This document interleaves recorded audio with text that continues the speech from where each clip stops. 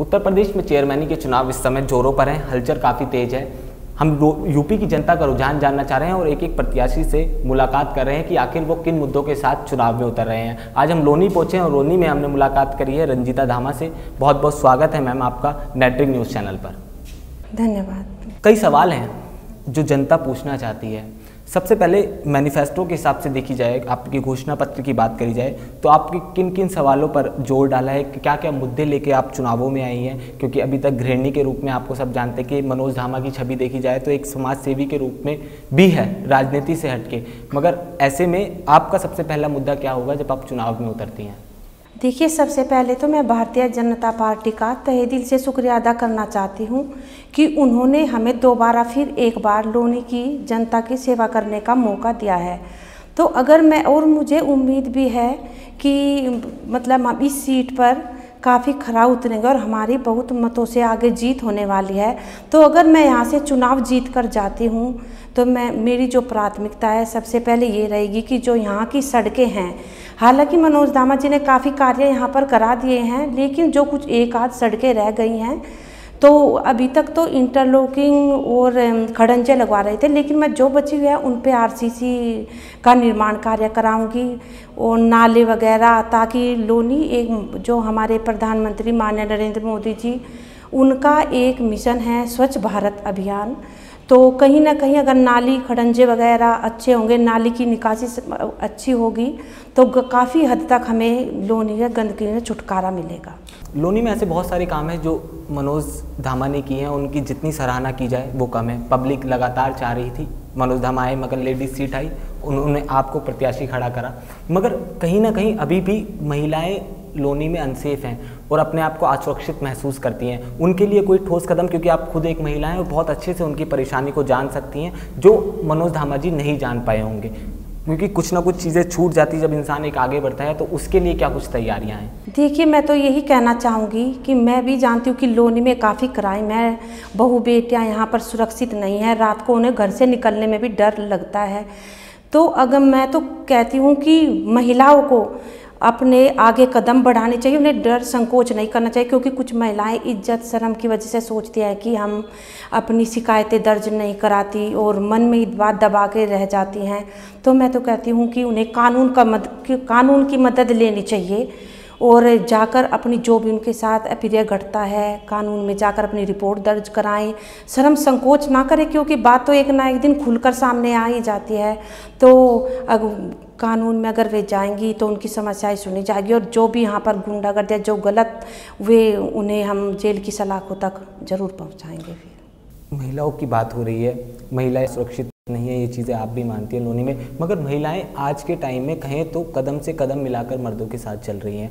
ऐसी कुछ योजनाएं हैं महिलाओं के लिए? क्योंकि प्रधानमंत्री नरेंद्र मोदी ने बहुत सारी योजनाएं, कौशल भारत कह लीजिए, बेटी बचाओ बेटी अभियान कह लीजिए, तो बहुत सी ऐसी योजनाएं हैं जिनकी उन्होंने शुरुआत करी है। लोनी को ऐसी कोई सौगात मिल पाएगी आपके ज़रिए जिससे महिलाओं का भला हो पाए और महिलाओं को एक रोजगार मिले? जी, मैं बिल्कुल आपकी बात से बिल्कुल सहमत हूँ। अगर मैं यहाँ से चुनाव जीत कर जाती हूँ तो मैं आप लोगों को विश्वास दिलाती हूँ कि एक तो मेरी जो सबसे प्राथमिकता है वो रहेगी कि यहाँ की जो लोनी की एक भी बेटी अनपढ़ नहीं होनी चाहिए, क्योंकि बेटी पढ़ेगी लिखेगी शिक्षित बनेगी तभी हमारा जो राष्ट्र है उन्नति के मार्ग पर अग्रसर होगा। और मैं यहाँ की जो वृद्धा हैं ख़ास तौर पर मैं ये चाहती हूँ कि उनकी वृद्ध पेंशन होनी चाहिए, क्योंकि आज के हालात ये हो चुके हैं कि बड़े बुजुर्ग को बोझ समझ लिया जाता है। तो अगर उनकी पेंशन होगी, उन्हें पेंशन मिलेगी तो वे आर्थिक रूप से किसी के ऊपर डिपेंड नहीं रहेंगी और वे अपना खर्चा खुद चला सकती है। इससे उन्हें भी थोड़ा सम्मान मिलेगा। कौशल विकास योजना की बात की जाए तो बहुत सारी चीज़ें हैं जो उसके ज़रिए हो रही हैं। कढ़ाई का काम कह लीजिए, सिलाई का काम कह लीजिए, जो महिलाओं को मिल रहा है। आपसे भी अपेक्षा कर सकते हैं कि आप भी वो सारी चीज़ें महिलाओं तक, लोनी की महिलाओं तक पहुंचाएंगी? जी, हम बिल्कुल हमारे प्रधानमंत्री माननीय नरेंद्र मोदी जी की जो भी यहाँ पर जो उन्होंने चलाई हुई हैं योजनाएं, हम उसे ज़रूर आगे बढ़ाएंगे, आगे बढ़ाने का कार्य करेंगे, क्योंकि हम भी चाहते हैं कि अब ज़माना बदल चुका है। पहले नारियों को घर तक ही सीमित रखा जाता था, लेकिन अब वे पुरुषों के साथ कंधे से कंधा मिलाकर चल रही हैं। और आप तो जानते ही हैं कि हमारे भारतवर्ष में बेटियों ने बहुत जगह पर नाम रोशन किया है और वो कार्य कर दिखाया है जो पुरुष भी नहीं कर पाए। अब बात आती है युवाओं की, क्योंकि लूनी के युवाओं की बात की जाए तो एक ऐसा तबका भी है जो अभी तक अनपढ़ है, जिसे जो रोज़गार ढूंढ रहा है उसे रोज़गार अभी तक नहीं मिल रहा। तो उन युवाओं के लिए कोई संदेश और युवाओं के लिए कोई आश्वासन? जी हाँ, मैं तो चाहती हूँ कि क्योंकि जो आजकल चैन स्नैचिंग वगैरह की जो घटनाएं होती हैं ये कहीं ना कहीं बेरोजगारी के कारण ही हो रही हैं। तो अगर युवाओं को रोज़गार मिलेगा तो काफ़ी हद तक अपराध में भी कमी आएगी, क्योंकि अपराध में कमी आएगी इन चीज़ों से। और हम चाहेंगे कि कोई भी युवक बेरोजगार ना हो, ताकि उसे इस तरह के काम ना करने पड़े। तो अगर रोजगार होगा तो वे खुद ही इस तरह के कार्यों में नहीं आगे जाएंगे। सड़कों की बात की जाए तो सड़कों के हालात उस तरह से डेवलप नहीं हो पाए जिस तरह से होने चाहिए थे। अभी भी जाम की समस्या आए दिन आती रहती है। लोनी की बात की जाए, सहारनपुर हाईवे लगता है बागपत बड़ौद को ये रास्ता निकलता है, मगर रोड की हालत खस्ता है। एक साइड से रोड टूटा हुआ है और दूसरी साइड से तैयार है, तो जो 2 वे रोड है वो 1 वे में तब्दील हो चुका है। तो उसके लिए क्या कुछ योजना है? देखिए, हम क्योंकि परिवहन व्यवस्था भी सुचारू होनी ज़रूरी है, क्योंकि कहीं ना कहीं जो ये जाम लगता है ये इसी वजह से लगता है। तो अगर हमें मौका मिलता है तो हम यहाँ की जो परिवहन व्यवस्था है उसको सुचारू रूप से चलवाएंगे। जो जाम लगता है, हालांकि अब फ्लाईओवर वगैरह बन चुके हैं, ये निर्माण कार्य जारी है, तो कुछ ही दिनों में यहाँ मेट्रो सेवा भी शुरू होने वाली है और फ्लाईओवर भी थोड़े दिनों बाद पूरा हो जाएगा। तो इससे भी जब हो जाएगा तो काफ़ी हमें मदद मिलेगी जाम मुक्त बनाने में इस शहर को। बहुत सी बातें हैं जो आपने बताई और आपके जो मुद्दे हैं वो बेहद ही गंभीर है, जिन्हें लेकर आप चुनावों में उतरी हैं। मगर एक पीछे की थोड़ा सा फ्लैशबैक में जाया जाए और थोड़ा 5 साल पीछे जाया जाए तो ऐसी बहुत सी समस्याएं थी जो बेहद गंभीर थी, जिन्हें मनोज धामा जी ने ख़त्म करा। और कहते हैं कि 5 साल में वो सब चीज़ें नहीं हो सकती, सरकार भी 60 साल ठहर जाती है, उसके बाद भी कार्य पूरा नहीं हो पाता। तो 5 साल में वो सारी चीज़ें पूरा होना नामुमकिन कार्य था, मगर वो 80% काम पूरा हुआ। मगर जो मुद्दा अब सामने आ रहा है कि महिलाओं की बात हुई, रोजगार की बात हुई, युवाओं की बात हुई, अब सड़कों की बात हुई, अब क्राइम पर आते हैं, क्योंकि क्राइम की घटनाएं हैं जो लगातार बढ़ती जा रही हैं, जैसा कि पहले भी बताया। तो प्रशासन को क्या कुछ सीख मिलेगी आपसे आने से? देखिए, क्राइम तो लोनी में आप हर दिन सुन सकते हैं कि आज यहाँ गोली मार दी गई, आज वहाँ मार दी गई। तो हम भी इस चीज़ से काफ़ी दुखी हैं। लोनी इस तरह की घटनाएं नहीं होनी चाहिए। मैं तो सभी को यह संदेश देना चाहती हूँ, सभी हिंदू मुस्लिम सभी भाइयों को यह संदेश देना चाहती हूँ कि सभी को मिलजुल कर रहना चाहिए, क्राइम बिल्कुल नहीं करने चाहिए। और क्योंकि जब हम सभी मिलकर पहल करेंगे तभी हमारा लोनी शहर एक अपराध मुक्त शहर बन सकता है। लोनी को अपराध मुक्त करने के लिए क्या कुछ योजनाएं आप बनाएंगी?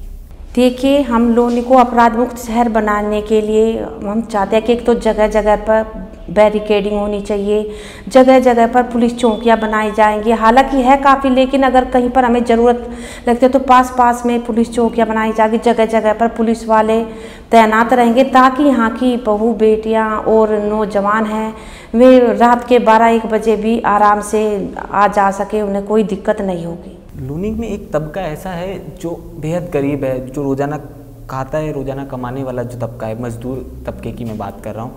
उन लोगों के लिए क्या कुछ योजना है, क्योंकि आज भी उन्हें काम करने के लिए दिल्ली जाना पड़ता है?